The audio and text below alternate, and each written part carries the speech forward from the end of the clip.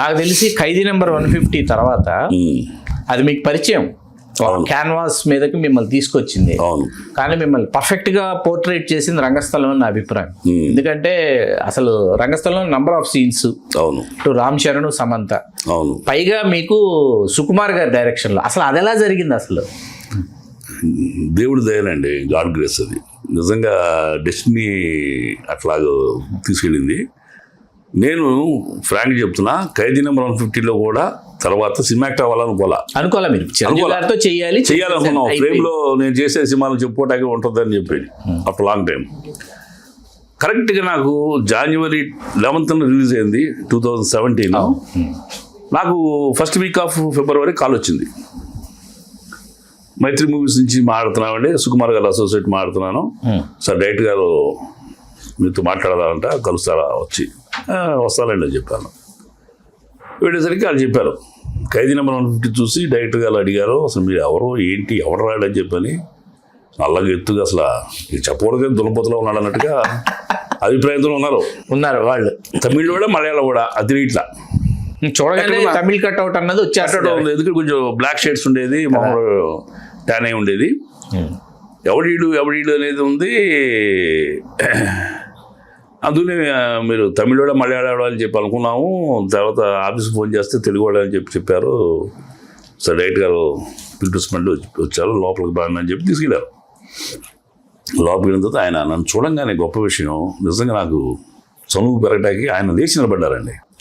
సుకుమార్ గారు ఆయన మీద చాలా గౌరవం ఉంది. ఆర్య చూసాము ఆయన అప్పటికే, అంతేగా 100% ఆయన చూశాను. ఆయన అయిపోయినాయి. నేను ఆయన దగ్గర వెళ్ళేసరికి అన్నీ అయిపోయినాయి. ఆయన మేధస్సు తెలుసు, ఆయన ఇది తెలుసు. ఆయన లేచి గౌరవంగా లేచేసరికి నిజంగా ఒక ప్రకాష్ రాజు గారు వస్తే అంత రెస్పెక్ట్ ఇస్తారు, అంత రెస్పెక్ట్ ఇచ్చినట్టు నాకు అనిపించింది. నేను నమస్కారం పెట్టగానే ఆయన టక్కన లేచి నిలబడేసరికి నాకు చాలా చనువు వచ్చేసింది ఆయన దగ్గర. That is Sukumar. నిజమే, గ్రేట్. ఆయన కూర్చోని అడిగిన ప్రశ్న ఏంటంటే, మీరు ఖైదీ నెంబర్ 150 చేశారు కదండి? అవును. మీరు ఎక్కడండి మీది అడిగారు. 5 నిమిషాల్లో 40 ఏళ్ళ వయసు చెప్పేశారు. చదువుకుంది ఎక్కడ, పుట్టింది ఎక్కడ, పెరిగింది ఎక్కడ. 150లో చేశారు కదా, అది మీకు ఎలా వచ్చింది అవకాశం? డైరెక్టర్ గారు పరిచయం అన్నారు. కాదండి, చిరంజీవి గారు పరిచయం. చిరంజీవి గారు ఎలా పరిచయం? ఇలా ఆయన మీకంటే ఎక్కువ ఇంట్రెస్ట్గా ఆయన ఇంటర్వ్యూ చేశారు. ఒక అరగంట పైన మాట్లాడారు ఆయనతోటి. మొత్తం డీటెయిలింగ్లో ఈ ఇంటరాక్షన్లో నేను రైటర్నని, స్వాతి కథలు రాశానని, చిరంజీవి గారు పార్టీ పొలిటికల్ ఆఫీస్లో పొలిటికల్ కెరీర్లో ఆయన తోడున్నానని అన్ని రకాలుగా నాకు తెలిసిపోయింది. ఆయనకి ఇంకేమన్నా తెలుసుకోవాలని ఉందా సార్, చెప్పాల్సింది ఉందా అంటే, ఏం లేదండి, ఖైదీ నెంబర్ 150 మొత్తం చెప్పేసింది అన్నాడు. ఇదే డైలాగ్ వాడారు, ఖైదీ నెంబర్ 150 మొత్తం చెప్పేసింది నాకు. టక్కన వేసినప్పుడు దాన్ని పెట్టా, సార్ నా హంబుల్ రిక్వెస్ట్, ఖైదీ నెంబర్ 150లో ఎంత స్క్రీన్ స్పేస్ అయితే ఉందో నాకు అంతే టైము, అంతే డ్యూరేషన్ నాకు ఇవ్వండి, ఈ రంగస్థలం ఇవ్వండి. I will try to steal your heart అన్న. అంత మాట ధైర్యం అంటకి ఇండస్ట్రీ మనిషిని కాను. గాడ్ ఫాదర్స్ ఎవరు లేరు. మళ్ళీ చిరంజీవి గారు అవ్వాలని కోరిక లేదు.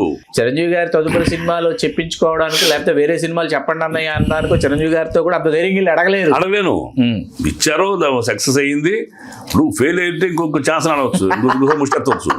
అయ్యో ఇంకేంటో తిరుగుతున్నా. మీ జీవితాశయాల్లో ఒకటి నా పక్కన నటించాలి అయిపోయింది. పైగా మంచి సన్నివేశం, పేరు వచ్చింది. పైగా అవకాశం రాదు, అలాంటి అవకాశం ఇచ్చేసాడు చిరంజీవి గారు. అది కూడా సక్సెస్ అయింది.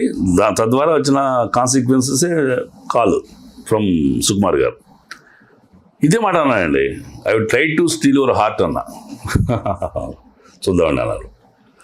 అలా నన్ను యాక్చువల్గా తర్వాత తెలిసిన ఇన్ఫర్మేషన్ ఏంటంటే, నన్ను రంగస్థలంలో రామ్ చరణ్ మ్యాన్ హ్యాండిల్ చేసే ఒక పోలీస్ ఇన్స్పెక్టర్ క్యారెక్టర్కి ఆయన సుకుమార్ గారు అనుకున్నారు. ఆ సీన్ ఉంటుందిగా, ఉంది సినిమాలో ఉంది. అవును, దానికే అనుకున్నారు. అంటే వాడు ఫాదర్ని ఇటు కొడుకుని మ్యాన్ హ్యాండిల్ చేసినాడు, మెగా ఫ్యామిలీని మ్యాన్ హ్యాండిల్ చేసిన దుర్మార్గుడు ఈ ఇన్స్పెక్టర్ ఈడే లేబులేద్దాం. ఇంటరాక్షన్లో ఆయన మనసు మారి గౌరవంగా ఏదో జరిగింది. మొత్తానికి రైటర్ అంటమే అనిపించలేదు. అది సమంత ఫాదర్ అయిపోయా. ఇక సమంత ఫాదర్ ఎలా, అసలు అది ఎలా జరిగింది అసలు తెలియదు సార్. ఆయన అనుకుంది అది. వన్ ఫ్రెండ్ మళ్ళీ ఆఫీస్ పిలిచారు. పిలిచిన తర్వాత మీరు మేకప్ టెస్ట్ చేస్తారు, వేరే పాత్ర కూడా అనుకుంటున్నారు అని, తాగుబోతుడు పాత్ర చేయగలుగుతారా అన్నారు. ప్రయత్నం చేస్తారు సార్ అన్న. లాగు వేసి మేకప్ వేసి నీచిగా తయారు చేశారు. ఇక నేను కూడా అక్కడ గడ్డి పలకలు ఎత్తున వేసుకుని చిరంజీవి గారు చేసినట్టుగా పునాదులు చేసినట్టుగా లేమెల్లగా తయారయ్యి అది చేసి ఈ వీడియో తీశారు. ఆయన అప్పుడు అక్కడ పాపికొండల దగ్గర ఉన్నాడు, ఆయన ఆ లొకేషన్ చూస్తున్నారు. ఇక్కడ వీడియో పంపించారు. వీడియో పంపిస్తే ఆయన ఓకే గుడ్ ఫిక్స్ ఇట్ అన్నారు. ఏంటి సార్ ఇప్పుడు ఈ పాత్ర ఏంటి మళ్ళీ ఇన్స్పెక్టర్ అన్నారు కదా నాకు అన్నారు. ఇన్స్పెక్టర్ అనగానే మీకేంటంటే ఆల్రెడీ అక్కడ చేసేసాం కదా, దుమ్ము దులిపేద్దాం మళ్ళీ మనం ఎవరు సరే కొత్త లేని రెడీ అన్నట్టుగా రెడీగా ఉన్నా లాంటి పుచ్చుకుంది అని మెంటల్ గా ఫిక్స్ అయ్యి ఇప్పుడు ఇక్కడ ఉల్టాగా తాగుబోతు పాత్ర చేయించడం, అది నచ్చడం ఆయనకి వెంటనే పంపించారు. వెరీ న్యాచురల్ క్యారెక్టర్, అది గమ్మత్తుగా అద్భుతం జరిగిందండి. అలా రంగస్థలంలో ఎమోషనల్ బ్లాక్ మెయిల్ కదా చచ్చిపోతానని చెప్పి సీన్ లో. అవునవును. పై గమ్మత్ ఏంటంటే ఆ సినిమాలు ప్రతి సీన్లోనూ హీరోయిన్స్ ఉన్నారు నాకు ఉన్నారు. మీకు నైట్ నిద్రపోతున్నప్పుడు దొంగసాడికి వచ్చినప్పుడు ఇద్దరిని కలిపి ఉంటుంది. ఊరి పంచాయతీలు అందరూ ఉన్నారు. నేను కూతురు పెళ్లి చేద్దామని వచ్చి చెడగొడతాడు హీరో. మళ్ళీ నిర్ణయం విత్డ్రా చేసుకోమనరా అప్పుడు వస్తాను ఆయనతో డైలాగ్. అంత స్క్రీన్ స్పేస్ అనేది అసలు గొప్ప క్యారెక్టర్. మీకు గుర్తుందో లేదు, సినిమా రిలీజ్ అయిన తర్వాత కృష్ణవంశీ గారు సుకుమార్ గారు ఒక ఇంటర్వ్యూ పెట్టుకున్నారు రంగస్థలం సంబంధించి. మీకు తెలుసా ఇది? తెలీదు. కృష్ణవంశీ గారు సుకుమార్ గారిని ఇంటర్వ్యూ చేస్తారు రంగస్థలానికి సంబంధించి. కృష్ణవంశీ గారి నంబర్ ఆఫ్ క్వశ్చన్స్ లో ఆ సమంత ఫాదర్ తాగుబోతుండే ఎక్కడ పట్టుకొచ్చావని అడిగారు. నేను చూడలేదు. ఇది సినిమా సక్సెస్ జరుగుతున్నప్పుడు ఒక ఇంటర్వ్యూ జరిగింది. కృష్ణవంశీ గారు క్వశ్చన్ చేశారు సుకుమార్ గారు. అట్లా అది భగవంతుడు నిజంగా ఆ సమయానికి. ఈ రెండిట్లో నా ప్రమేయం లేదు. ఫస్ట్ దాంట్లో ఆశ లేదు, అసలు భవిష్యత్తు ఆలోచన అసలు అంతకన్నా లేదు. ఇది ఊహించకుండా వచ్చి అప్పుడు నేను డిసైడ్ అయ్యా.